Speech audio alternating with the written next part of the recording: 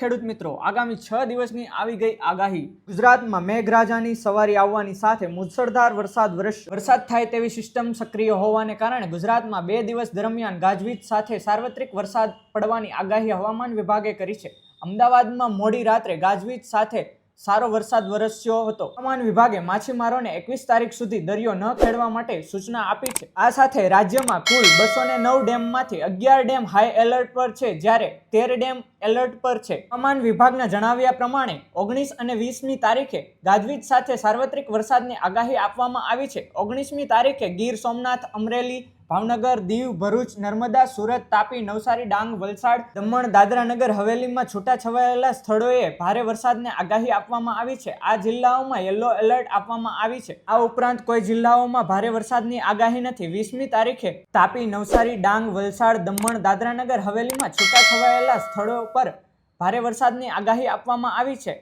આ જિલ્લાઓમાં yellow alert આપવામાં આવ્યું છે। 22મી તારીખે અમરેલી, ભાવનગર, ભરૂચ, નર્મદા, સુરત, તાપી, ડાંગ છૂટાછવાયેલા સ્થળોએ ભારે વરસાદની આગાહી આપવામાં આવી છે। આ જિલ્લાઓમાં યલો એલર્ટ આપવામાં આવી છે। તો નવસારી, વલસાડ, દમણ, દાદરા નગર હવેલીમાં ઓરેન્જ એલર્ટ આપવામાં આવી છે।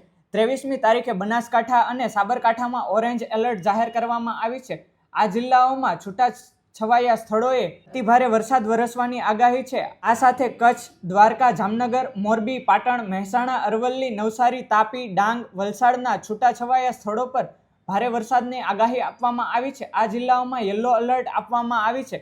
24મી તારીખે કચ્છ, બનાસકાંઠા, પાટણ, ગીર સોમનાથ, દીવ, નવસારી, વલસાડમાં છૂટાછવાયેલા સ્થળો પર ભારે વરસાદની આગાહી આપવામાં આવી છે।